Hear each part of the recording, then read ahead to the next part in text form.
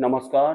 मेरी आज तक की आध्यात्मिक जर्नी में मुझे जो भी आध्यात्मिक अनुभव हुए हैं, उन अनुभवों के दौरान मैं वीडियो ज़रूर बना रहा होता हूँ। तो इस वजह से मेरे जितने भी आध्यात्मिक अनुभव आज तक रहे थे, मैं शुरू से ही वीडियो के माध्यम से साफ-साफ बता देता हूँ। हालाँकि अपने आध्यात्मिक अनुभवों का ज़िक्र हम सिर्फ़ और सिर्फ़ अपने गुरु के साथ कर सकते हैं या फिर गुरु भाइयों के साथ में कर सकते हैं।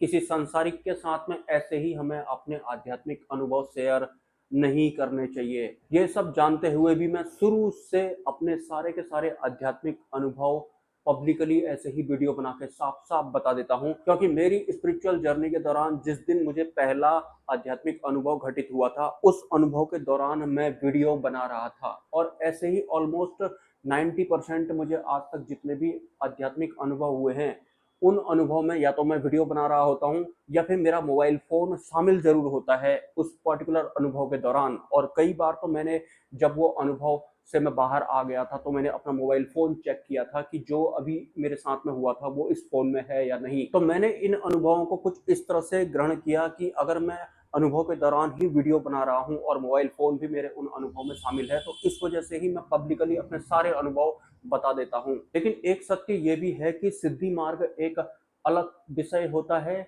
और मुक्ति या फिर मोक्ष मार्ग या फिर वास्तविक अध्यात्म वाला मार्ग बिल्कुल अलग होता है। मतलब परब्रह्म की भक्ति बिल्कुल अलग और सेपरेट होती है और परब्रह्म से पीछे वाली जो भक्तियाँ होती हैं, जो मायावार वाली भक्तियाँ कहलाती हैं या फिर अशुद्ध भक्तियाँ जो कहलाती हैं, जो कि हम अज्ञानता की अवस्था में करते हैं या फिर अभी वास्तविक परमात्मा परब्रह्म की भक्ति करने वाला टर्न हमारा नहीं आया होता है, तो उस बेहोशी के आवरण में हम अशुद्ध भक्तियां भी करते हैं।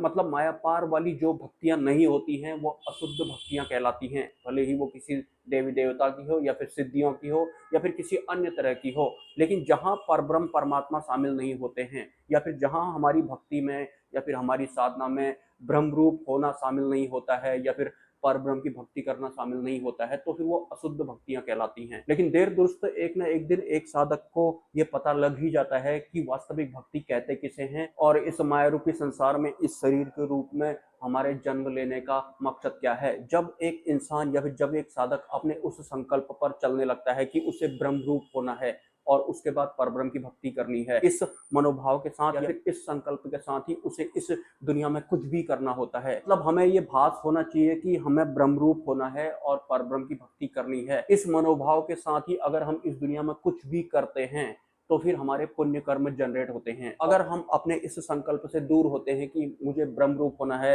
और परब्रह्म की भक्ति करनी है, या फिर हमें ज्ञान ही नहीं होता है इस बात का, या फिर हम मानते नहीं है, खाली हमने सुना होता है, तो इस अज्ञानता में हम इस पृथ्वी लोक में जो भी करते हैं, उससे सिर्फ और सिर्फ हमारे पाप कर्म जनरेट होते हैं। तो पुण्य कर्मों की शुरुआत भी हमारी तभी होती है जब हमें ये पता लग जाता है कि हमें ब्रह्म रूप होना है और परब्रह्म की भक्ति करनी है। ये मेन मकसद है हमारे इस शरीर में आने का। बाकी जो होते हैं वो तो आप सी ग्रेड बी ग्रेड उन्हें कुछ भी बोल पाए, भले ही वो कितना भी बड़े लेवल का कोई काम क्यों ना हो। मतलब मेन मकसद हमारा यही होता है कि हमें ब्रह्म रूप होना है और परब्रह्म की भक्ति करनी है।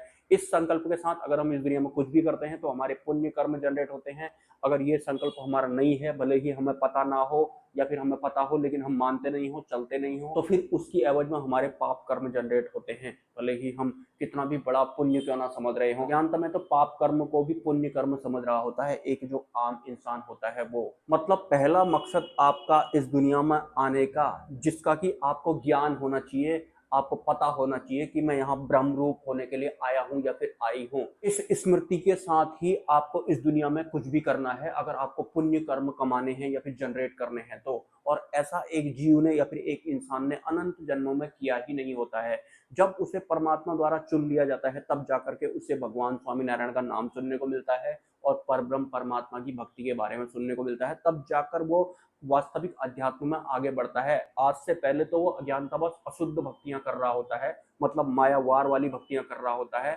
जैसा कि आपको पता है कि जीव ईश्वर माया से पहले पहले जो भी होती हैं, इंक्लूडिंग माया, ये सब माया वाली भक्तियां कहलाती हैं या फिर ये अशुद्ध भक्तियां कहलाती हैं। मतलब जो जीव होता है इन अनंत अशुद्ध आवरणों में घिरा हुआ होता है या फिर दबा हुआ होता है। तो जो भी लोग इस चैनल से जुड़े हैं, हालांकि 2019 में शायद मैंने ये चैनल क्रिएट किया था, लॉकडाउन की शुरुआत हो गई थी और जिस दिन लॉकडाउन का पहला दिन था, उस दिन से ही मैंने बहुत दूर जाना शुरू किया था। मतलब मैं हर रोज 100-150 किलोमीटर दूर जा करके जंगलों में या फिर एकांत में बैठने लगा था। और उससे पहले अध्यात्म के मामले में मेरा एकमात्र अनुभव वो था, जैसा कि मैंने बहुत बार बताया है कि मुझे दिन दहाड़े सूक्ष्म जगत दिखाई पड़ता था, मुझसे बात करने लगता था। ये सब 3 दिन तक और 3 रातों तक चला था। इसके अलावा आध्यात्मिक अनुभव मेरा कुछ भी नहीं था, और इस बात को भी लगभग 10 साल हो चुके थे। तो 2019 के बाद अचानक से मैं बहुत दूर जाकर एकांत में बैठने लगा था। मैं जितना ज्यादा हो सके अकेले ही रहता था। इस बीच में मैं जैसा भी मेरा मन को सही लगता था उस हिसाब से मैं वीडियोज बना दिया करता था। उन्हें आप ब्लॉग बोलो या फिर क्या बोलो मुझे पता होता नहीं था, मैं टोटल मिला करके डाल दिया करता था। और इसी दौरान मुझे अचानक से ध्यान के बारे में पता लगने लगता है कि आंखें बंद करनी होती हैं। तो आंखें बंद करना मैंने शुरू की तो 2-3 दिन नहीं हुए होंगे। शुरू में तो अंधकार ही दिख रहा था, लेकिन 3 दिन बाद मुझे अंधकार में आंख दिखाई पड़ना शुरू हो गई। वो सिर्फ एक आंख दिखाई पड़ती थी। तो उस दिन मुझे ऐसा लगा कि ये आंख जो दिखाई पड़ रही है, मैं डर गया था उसे देख करके। उस दौरान मेरे जीवन में एक पुराने वाले कोई ऋषि मुनि जो होते हैं वो मेरे गुरु हुआ करते थे उस वक्त। हालांकि उस समय तक भी मुझे परब्रह्म परमात्मा की भक्ति के बारे में या फिर सिद्धि या फिर देवी देवताओं के बारे में कुछ नहीं पता था। मतलब उस दौरान मेरे जीवन में अंतिम गुरु या फिर अक्षर सत्पुरुष नहीं थे, और ना ही मैंने भगवान स्वामीनारायण का नाम सुना था, या फिर मैं भगवान स्वामीनारायण को अन्य भगवानों या देवी देवताओं वाला ही समझता था। इनका ही कोई दूसरा स्वरूप उनको मैं समझता था। तो जब ध्यान में आंख बंद करने के दौरान मुझे एक आंख दिखाई पड़ती थी, तो उसे देखकर मैं भयभीत हो गया था। तो उस आंख के बारे में मैंने उन्हीं पुराने वाले अपने गुरुजी को बताया, तो उन्होंने बताया ये तो शुरुआती चरण है, इसमें आपको आंख दिखाई देगी। लेकिन वो मेरे से हमेशा ये भी कहा करते थे कि सिद्धि मार्ग में तुम्हें नहीं जाना है, तुम्हें मुक्ति मार्ग में जाना है। मतलब तुम्हें सिर्फ पारब्रह्म परमात्मा की ओर बढ़ना है, और उसी का प्रतिनिधित्व मैं करता हूँ। वो ऐसा बोलते भी थे, लेकिन मेरा मन मानता नहीं था। मैं सिद्धि मार्ग की तरफ ही भागता रहता था। ध्यान में मुझे जिस भी तरह के अनुभव होते थे मैं उनसे पूछा करता था, और मुझे सटीक सटीक जवाब बता दिया करते थे कि इस तरह के दृश्य दिखने का क्या मतलब होता है, या फिर तुम क्या चाहते हो। वो मुझे मेरे बारे में भी बताया करते थे कि तुम्हें तो सिद्धि मार्ग में जाना है, अगर तुम सिद्धि मार्ग में जाना चाहते हो तो तुम सिद्धि मार्ग वाले कोई गुरु को चुनो। लेकिन भरोसा मैं उन पे ही करता था। तो मैं सिद्धि मार्ग के लिए भी उनसे ही पूछा करता था, बार बार मैं उनसे ही पूछा करता था। वो मुझे बार बार बोलते थे कि सिद्धि मार्ग अच्छा नहीं होता है। लेकिन एक इंसान जिसने संसार जिया होता है, इस संसार में उसकी कई सारी इच्छाएं वगैरह होती हैं, तो फिर वो सिद्धि मार्ग को इग्नोर कर ही नहीं पाता है। वो मुक्ति मार्ग वाले गुरु से भी सिद्धि मार्ग के बारे में ही बातें करता रहता है। तो ऐसा बहुत लंबे समय तक चला था, लगभग 2-3 साल तक ऐसा चला होगा। मुझे ऐसा लगता था कि परब्रह्म की भक्ति करने वाले और जो परब्रह्म की भक्ति नहीं करते हैं वो सब गुरु वगैरह सब एक ही जैसे होते होंगे। इनसे मैं कुछ भी मांग लूंगा तो ये मुझे दे देंगे। मेरा मेंटालिटी कुछ ऐसी थी, मैं आपको साफ साफ बता रहा हूँ। लेकिन फिर ध्यान में मैं कुछ ज्यादा ही परिपक्व होने लगा, तो मेरी जो दृष्टि है वो इधर उधर जाने लगी। मुझे जैसे मैं यहाँ पर बैठा हूँ तो मेरे खिड़की के बाहर का जो एरिया है, यहाँ से आगे का जो एरिया है, बंद आंखों के बाद ये दिखाई पड़ता था कि यहाँ से कोई जा रहा है आ रहा है, बिल्कुल साफ साफ दिखाई पड़ता था। ऐसे ही मेरे मेरे आसपास के दृश्य मुझे दिखाई पड़ते थे। और सिद्धि मार्ग में इंटरेस्टेड होने की वजह से और हर रोज जंगलों में बैठने की वजह से जिससे कुछ वृक्ष वीर आकर्षित हो गए थे। ये भी मुझे उन मेरे पहले गुरुजी द्वारा बताया गया था कि तुमसे बहुत तरह की सिद्धियां वगैरह आकर्षित हो गई हैं, कुछ तो पहले से ही तुम्हारे साथ जुड़ी हुई हैं। ये उन्होंने मुझे साफ साफ बताया था।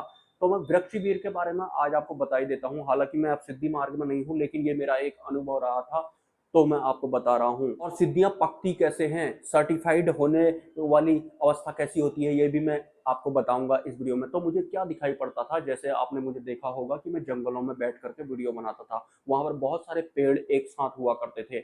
मेरे को उन जगहों के कैसे दृश्य दिखाई पड़ते थे कि बिल्कुल हम इंसानों के जैसे ही दिखने वाले सफेद कपड़ों में वो होते थे, और वो जमीन पर नहीं टिकते थे। मतलब पैर वो जमीन पर कभी नहीं रखते थे, वो पेड़ में ही बैठते थे, और एक पेड़ से दूसरे पेड़ में वो छलांग लगाते थे। और उन दोनों पेड़ों के बीच में 10 पेड़ों का या 20 पेड़ों का या फिर 100 पेड़ों का गैप भी हो सकता है। मतलब इतनी लंबी छलांग वो लगाते थे एक पेड़ से दूसरे पेड़ में डायरेक्ट, और बहुत ज्यादा एनर्जेटिक वो हुआ करते थे। मेरे को वो दृश्य याद है, वो मुझे अक्सर दिखाई पड़ते थे। वो व्हाइट ड्रेस में होते थे, और वो बहुत ज्यादा भी होते थे, 6-7 भी होते थे, कभी कभी 20-25 भी होते थे। लेकिन वो जमीन पर कभी नहीं बैठते थे, वो एक पेड़ से दूसरे पेड़ में छलांग लगाते थे। और जैसे कि आपको पहाड़ों का पता होगा कि पहाड़ों में बहुत गहरी खाइयां होती हैं, तो वो दृश्य मेरे अनुभव कुछ ऐसे बढ़ते थे। पहले तो मुझे एक पेड़ से दूसरे पेड़ में छलांग लगाते हुए दिखाई पड़ते थे। मतलब एक पेड़ को पकड़ रहे हैं, फिर दूसरे पेड़ को पकड़ दे रहे हैं, और बड़ी आसानी से, और होते बिल्कुल इंसान जैसे वो थे। लेकिन उसके बाद उन्होंने एक खाई से दूसरी खाई में ही छलांग लगाना शुरू कर दिया।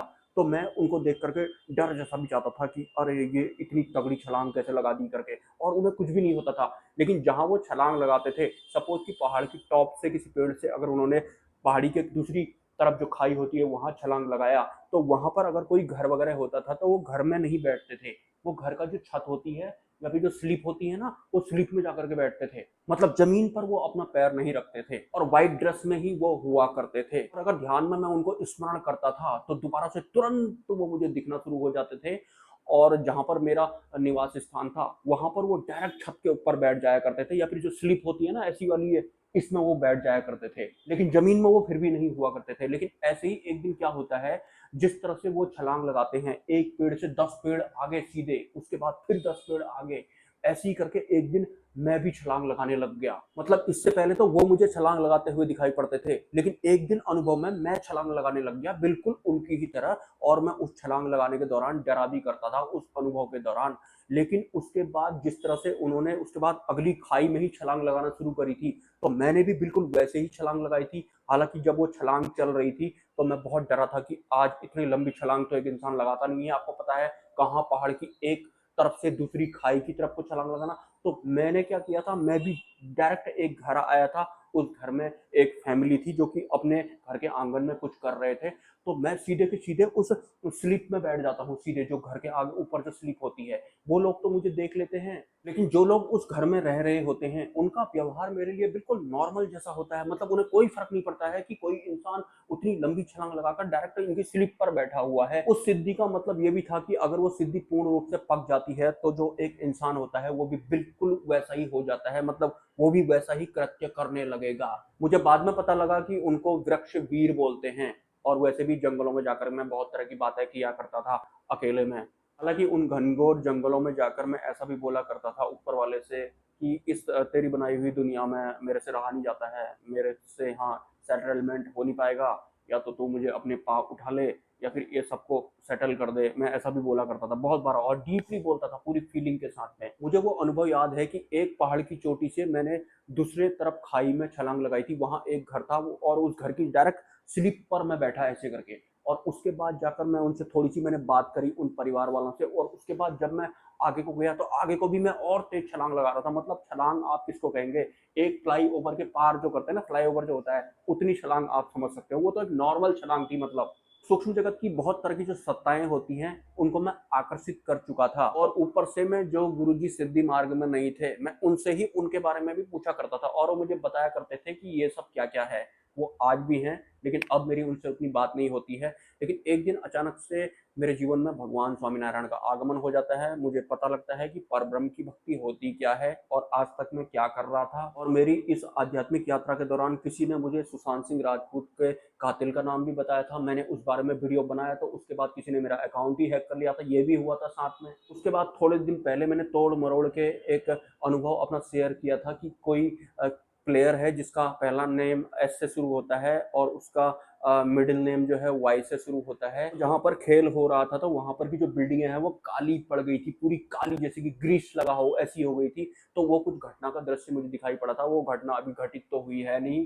और भी बहुत तरह के अनुभव ऑटोमेटिक मुझे बताए जाते थे स्वप्न में या फिर ध्यान में। फिर उन सभी अनुभवों को इग्नोर करने के बाद मेरे जीवन में एक दिन अंतिम गुरु का आगमन होता है और मुझे बताया जाता है कि तुम्हें सिद्धि मार्ग का त्याग करना है। बहुत इंटरेस्टिंग होता है एक इंसान के लिए कि उसे अनंत लोगों के दृश्य दिखाई पड़ रहे हैं, उसे ध्यान में कई तरह के दृश्य दिखाई पड़ रहे हैं, उनसे बातें हो रही हैं। तो सिद्धि मार्ग आकर्षित जैसा कर देता है एक साधक को। तो बहुत कसम में रहा था मैं उस बीच में, जब मैं फैसला नहीं कर पा रहा था कि मैं सिद्धि मार्ग का त्याग आखिर कर कैसे दूं। लेकिन फिर भी मैंने कर दिया। मतलब मैंने अपनी गुरु की आज्ञा मानी ही मानी। ये मेरा एक अनुभव था पेंडिंग वाला, तो मैं इसको बता रहा हूँ।